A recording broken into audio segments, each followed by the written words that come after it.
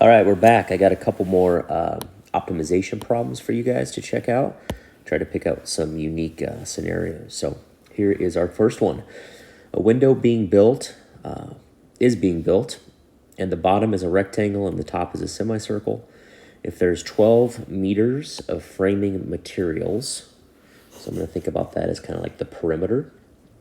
What must the dimensions of the window be to let in the most light?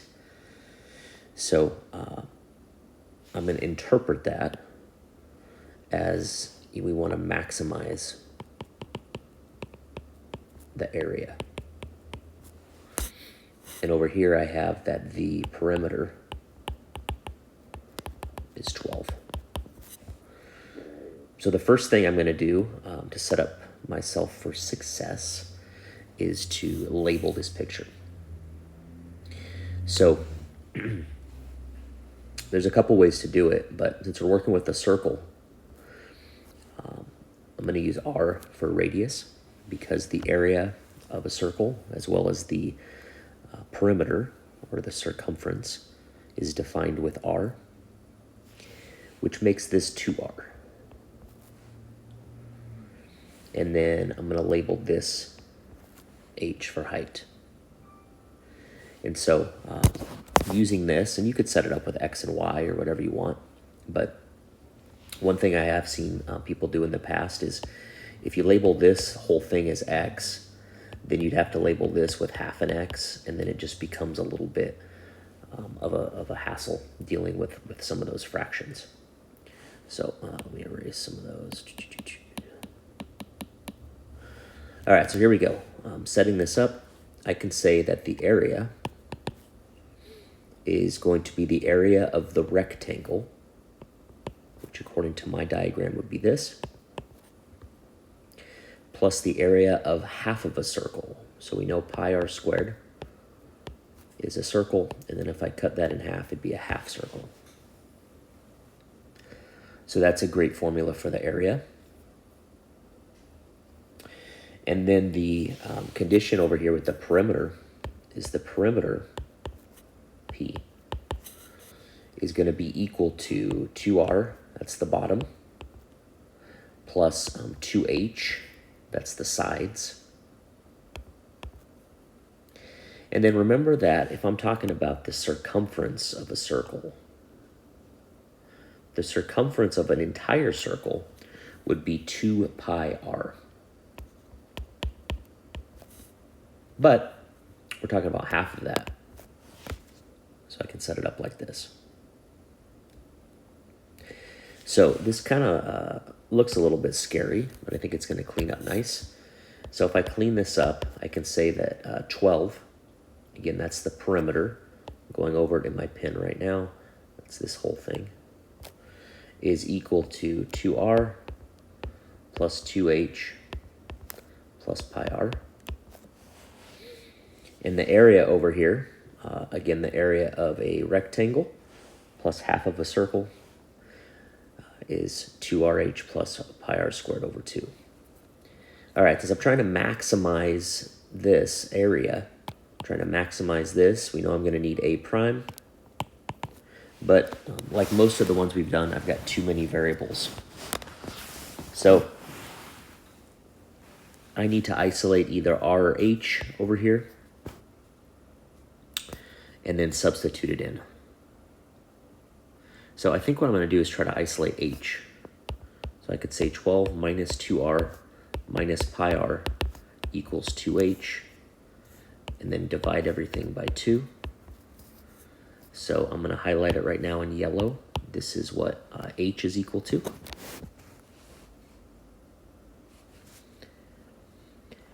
And I'm going to rewrite the area formula. So I have 2R, and then H is going to get plugged in as 12 minus 2R minus pi r over 2 plus pi r squared over 2. And I can clean this up a little bit before I take the derivative, meaning that this 2 can cancel out. Let's get a fresh color going so I can say area.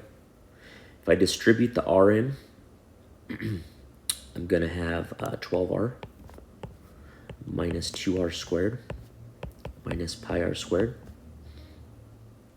And then I still have this other piece at the end.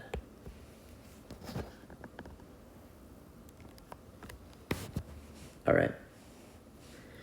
It is time to take the derivative.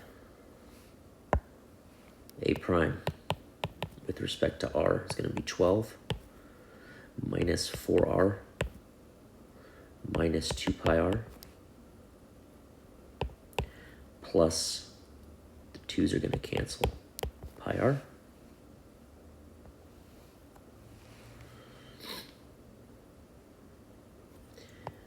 A prime equals 12 minus 4r minus pi r. You combine these two together.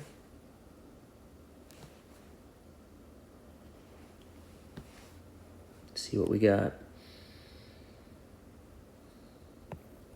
Set it equal to 0. We've got 12 minus r. We've got 4 plus pi. And move the 12 over. Divide by negative 4 plus pi. I think this is right. I'm going to get r.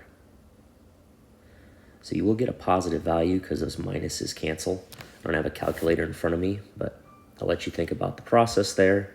You can finish it up if you'd like to. So, kind of a cool problem. All right, let's finish up with one more. Determine the area of the largest rectangle that can be inscribed in a circle of radius 4. So the two things I underlined are going to help us set up our two equations. And one thing I don't like about this picture is it really helps if we put it right on a coordinate axis, centered at the origin. And a lot of times when people, students, everybody sees circle of radius 4, they think of the area formula, they think of the circumference formula, they let all those formulas for circles run through their brain. But the one that we're going to use that connects x and y is going to be x squared plus y squared equals r squared. So we have a 16 there. And the area of the largest rectangle, so we're talking about this rectangle. And again, we drew one in here for convenience, but we want to know, is this rectangle have a bigger area than this rectangle or this rectangle? There's a lot of different rectangles that potentially fit in there. And so we need to set one up. Color's going to bother me. We need to set one up with x's and y's. So if you pick a sample point, for instance, right here, you can think of this as x. That would be this length.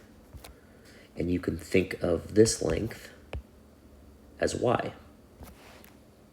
But again, using the diagram, which you maybe pause the video, think about it. Using the way I have the picture set up, you want to know what is the area of this full rectangle.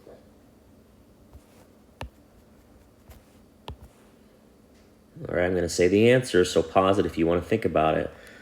All right, the answer of the full rectangle would be 2x times 2y, or 4xy. So again, same old game. If I want to maximize the area of the largest rectangle, I need to find the derivative of area. But I have too many variables, and that's where I can use this guy. So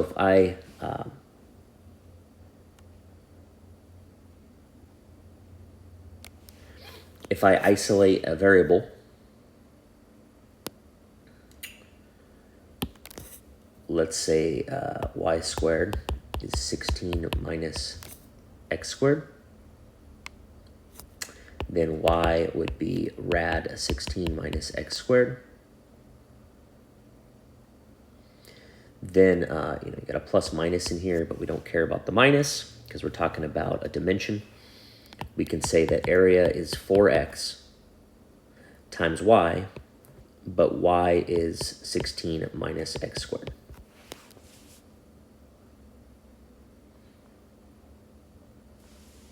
All right, feeling good about this.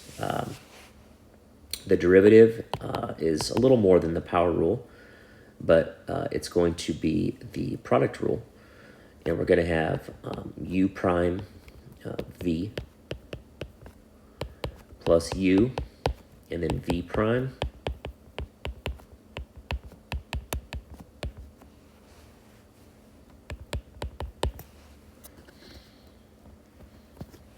and I'll clean this up a tiny bit. Not much I can do with the first part, but here I can, what can I do? I can cross out a 2. So I'm going to have minus, it looks like 4x squared.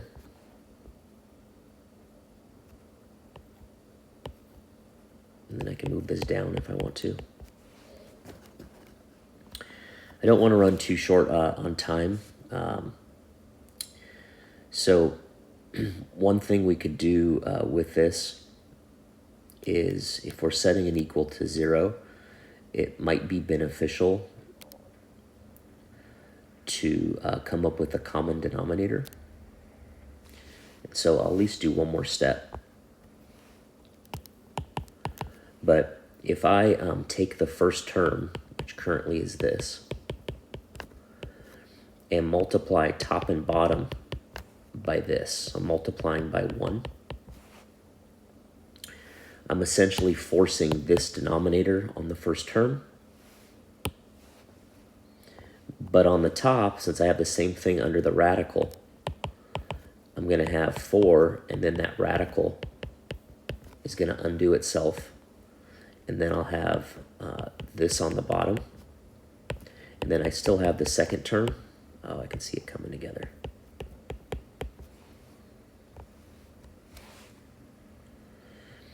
And now the numerator you can think of as 4 times 16, I think that's 64, minus 4x squared, minus 4x squared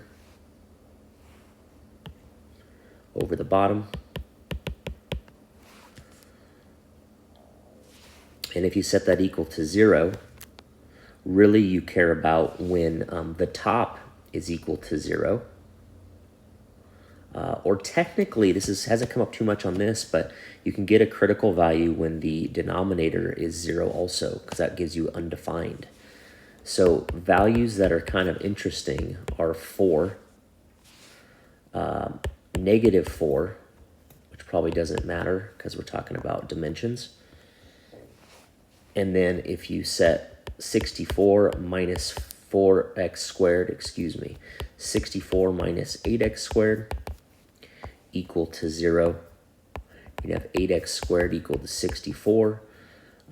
8 is equal to x squared. It looks like x is going to be plus or minus rad 8. And because there's symmetry and everything, what did we find? I'm thinking that this coordinate is going to be like a rad 8.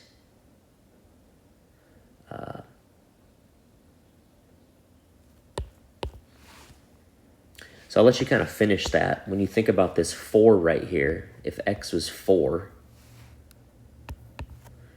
I think that goes against this restriction because it says the area, the radius of the circle is 4.